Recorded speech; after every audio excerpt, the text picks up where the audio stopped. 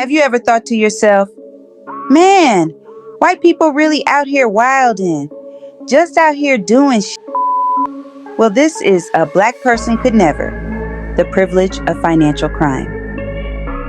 Every week, we dive deep into the world of high-profile white-collar crime, financial schemes, and elite corruption. We'll get into details, the psychology behind the crimes, and the impact they have on communities. But we're also going to keep it real. No sugarcoating here, to expose the stunning racial and systemic disparities in financial justice. We break down the biggest scandals, from Ponzi schemes to market manipulation, to show you the true cost of privilege in the justice system. Before we get started, please take a second to hit that subscribe button and follow me on your favorite platform. Now, let's get into this week's crime. This is episode 2, NXIVM, the Vow, the Vault, and the Vanishing Act. We're peeling back the layers on Keith Raniere and the NXIVM cult. This wasn't just a sex cult, it was a sophisticated financial racketeering enterprise. We're discussing how self-help turned into wire fraud, extortion, and the literal branding of women, all while being funded by billionaire heiresses. In this episode, the Vanguard Hustle, how Keith Raniere masqueraded as a genius to charge thousands for executive success programs, where women's most private secrets and assets were used as financial and psychological blackmail. How the Bronfman heiresses, Clare and Sara, poured $100 million into a criminal enterprise, proving that money doesn't buy common sense, it buys a cover-up. From identity theft and visa fraud to illegal commodities trading, we break down the racketeering acts that led to a 120-year sentence, a BPCN, a black person could never. See how the self-help industry gives passes to white men to act like gurus while black mentors are scrutinized at every turn. About all things positive financial consulting, I am an AFC registered trademark and licensed master social worker, helping you heal your relationship with money and build legacy wealth. Buckle up, Buttercup, because the world's a hot mess right now. Everyone's throwing shade like it's an Olympic sport, and honestly, I'm about ready to bounce to some lovey-dovey commune where we all just sing Megan Thee Stallion songs and hold hands. We would all have childcare, medical care, healthy food, and amazing houses. The school would be safe, the curriculum would be competitive, and everyone would have a livable wage. Sounds pretty sweet, right? But hey, let's be real. This is why I probably fall for a cult. Actually, I kind of feel like I was raised in a cult, but that's a different story for a different day. So, this week, we're diving headfirst into the wild world of cults and why folks like me, seeking happiness and rainbows, end up getting culted. Cult-ed, is that a word? Well, why people like me be getting got? And it's not just the everyday folks that's getting sucked into these messes. Even the rich and famous fall for these scams. They're just trying to find some peace and improve themselves, just like the rest of us. And they're willing to pay big bucks for it. Money, lies, their own bodies, even sex. Let's talk about that NXIVM cult. That's a wild story. This week, we're diving into a case that's both fascinating and disturbing. NXIVM. It's not just about the salacious details, though those are definitely part of the story. NXIVM also highlights how power, manipulation, and financial exploitation can intertwine. We'll explore how Keith Raniere built his empire and how victims were often drained of their resources. Let's get into the financial side of NXIVM. Keith Raniere was a master at manipulating people, and that included their finances. He convinced members to invest heavily in his programs, often draining their savings and even taking out loans. He used this money to fund his lavish lifestyle and exert control over his followers. Keith Raniere's story is definitely one for the books, and not in a good way. He started out as this supposed child prodigy born in Brooklyn, New York on August 26, 1960. He reportedly mastered high school math by age 11 and graduated from Rensselaer Polytechnic Institute with a triple major in math, physics, and biology. But even early on, there were signs of manipulation and a need for control. Before NXIVM, Raniere had a few ventures. He founded a multi-level marketing company called Consumers Byline in the 1990s, which was shut down after allegations of being a pyramid scheme.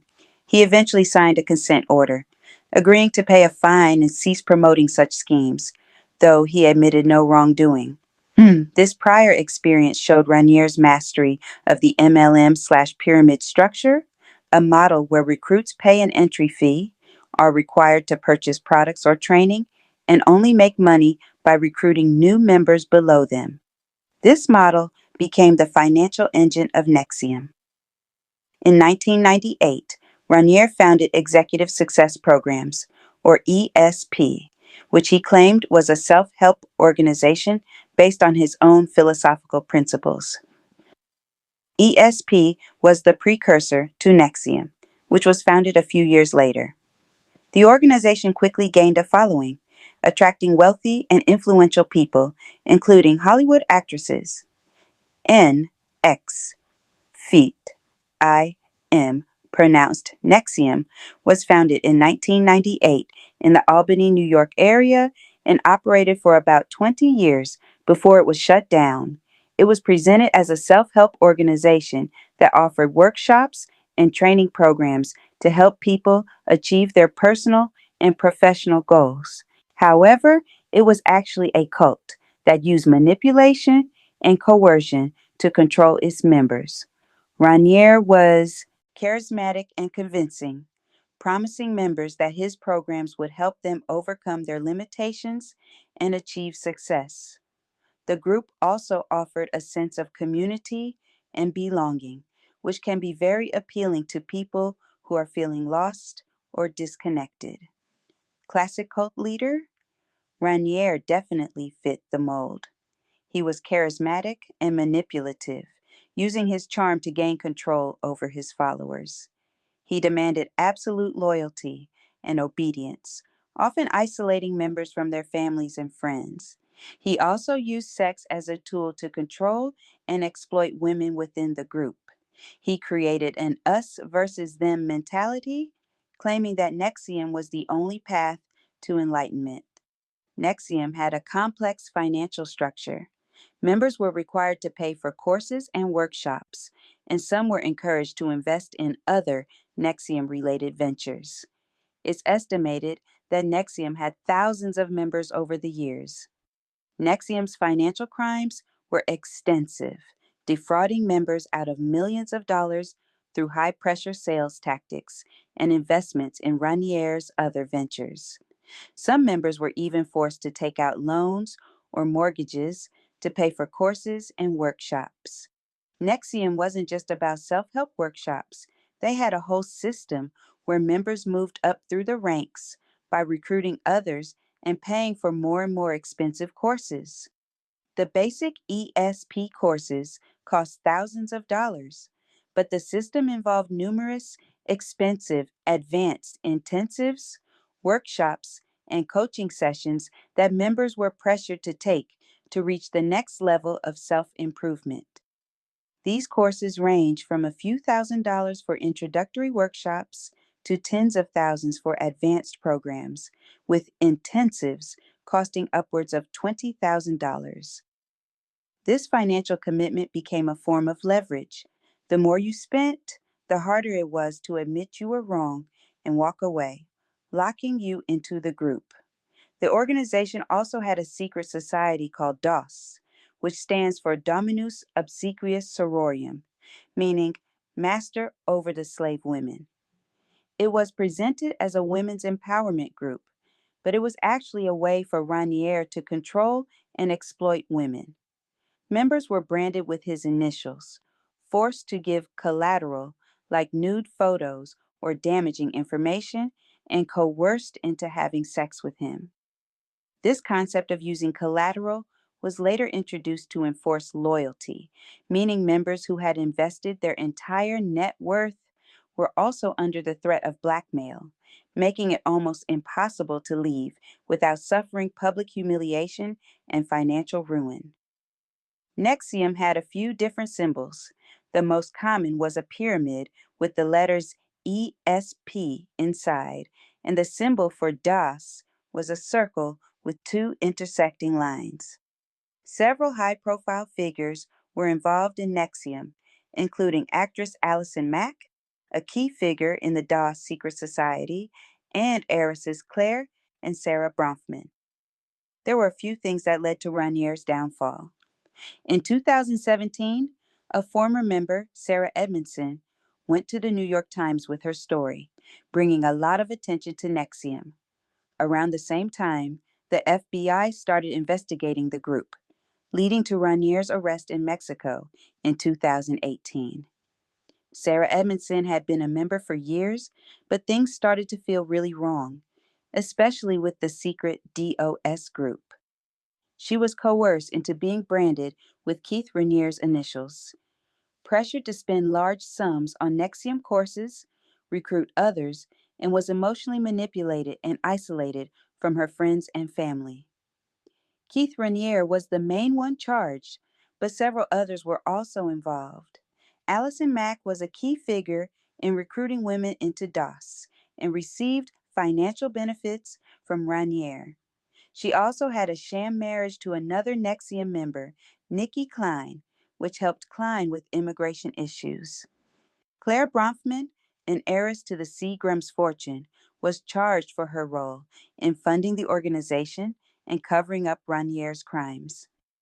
She definitely profited from NXIVM, using her family's wealth to fund the organization and receiving tax breaks. The Seagram's fortune is estimated to be worth billions, and Clare Bronfman's net worth is estimated between $200 million and $500 million. Now, let's look at the charges and sentences for these high-ranking members. Nancy Salzman, NXIVM co-founder and president, called Mrs. Prefect, pleaded guilty to racketeering conspiracy and received 42 months, 3.5 years in prison. Lauren Salzman, high-ranking DOS master and Nancy's daughter, pleaded guilty to racketeering and racketeering conspiracy and received 5 years probation.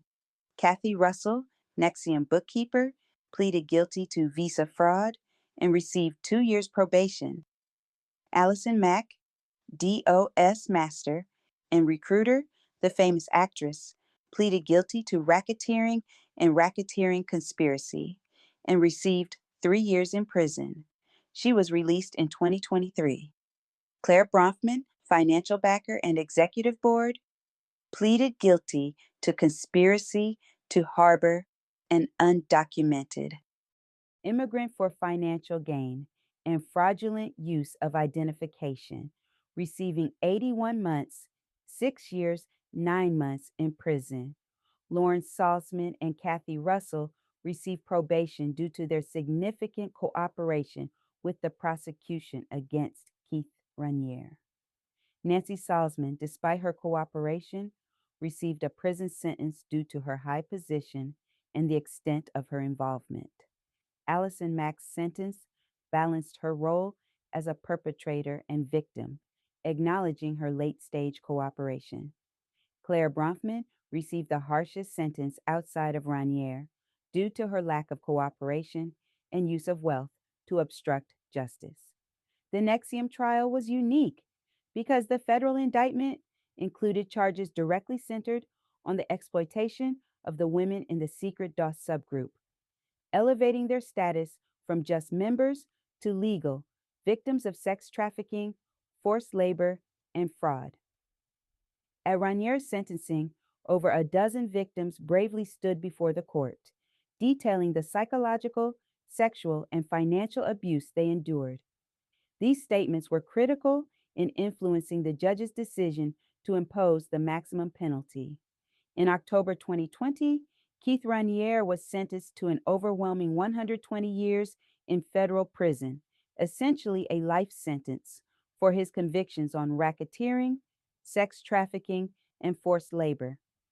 The court also ordered Raniere to pay $3.46 million in restitution to 21 identified victims and to return all remaining collateral, blackmail materials.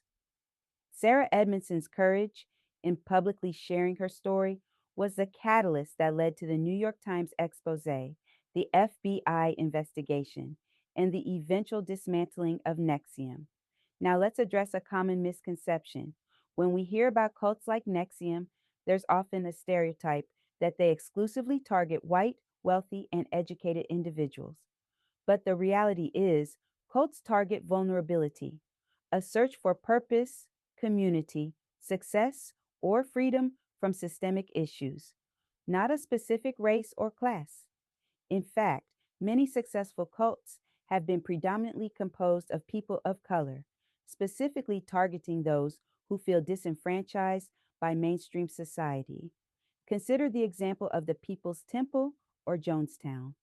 While often remembered for its horrific ending, the majority of its members were Black Americans. It's estimated that approximately 70% of the people who died in Jonestown were Black. The temple, under Jim Jones, successfully recruited from marginalized communities by offering tangible services that the mainstream government often denied them: daycare, healthcare, housing, and a powerful sense of interracial community and equality. People weren't just drinking the Kool-Aid metaphorically, they were investing in a promise of liberation and equality that systems like Jim Crow and persistent racism denied them. Cults often thrive by filling a void left by systemic failure. For many people of color, the struggle for racial, social, and financial equality makes the promise of a perfect society or a secret path to success particularly compelling. Recruiters often penetrate existing community structures, churches, activist groups, or neighborhood programs where trust is already high, making the group seem legitimate and protective. The NXIVM case highlighted extreme financial racketeering. For Black Americans, this financial exploitation resonates deeply due to centuries of systemic economic abuse. Historically, Black influence over their own money has been constrained by slavery, Jim Crow laws, redlining, and predatory schemes. Cults like NXIVM, with their pyramid schemes and exorbitant fees, tap into this existing historical vulnerability. The cost isn't just a fee, it's a further erosion of potential generational wealth that was already difficult to build and maintain due to systemic racism. When a person of color loses their life savings to a cult, the economic setback is often far more devastating, as they typically have less financial cushion to fall back on than their white, affluent counterparts. In conclusion, cults are not a race issue, they are a power and exploitation issue. The color of the victims may change, but the core mechanics, the promise of belonging, the demand for money, and the erosion of critical thought remain the same across all communities. To protect yourself from such predatory schemes, remember these 5 red flags: absolute authority and lack of dissent. Be wary of leaders who claim exclusive knowledge and discourage questioning. Healthy groups thrive on feedback, isolation from existing relationships, and external resources. If a group encourages you to cut ties with family and friends, that's a major red flag. Manipulative groups isolate you to make you dependent on them. Exorbitant and escalating financial demands. Be cautious of ever increasing price tags for membership or courses, especially if you're aggressively pressured to commit more money, leading to significant debt. Coercive tactics and the use of collateral. Never provide compromising personal information, like embarrassing secrets or explicit photos, as a vow of loyalty. This is a tool for blackmail. Feeling shame, humiliation, or fear as a motivational tool. Healthy personal development empowers you. If a self-help environment consistently makes you feel terrified or defective, leave immediately. Remember, knowledge is power. By understanding the system, we can work to change it. Stay tuned for more on how to build wealth and overcome obstacles. If you've been inspired by this story and want to learn how to build your own wealth, I encourage you to check out All Things Positive Financial Consulting. We offer a range of services, including one-on-one coaching and corporate contracts. We also have a program called Black Wealth Energy, specifically designed to help people of color overcome systemic barriers and achieve financial success. As an AFC and licensed master social worker, I'm passionate about helping people build wealth and achieve their financial goals. I'm also a financial therapist, so I understand the emotional and psychological aspects of money. I invite you to join our community and learn how to create a brighter financial future for yourself.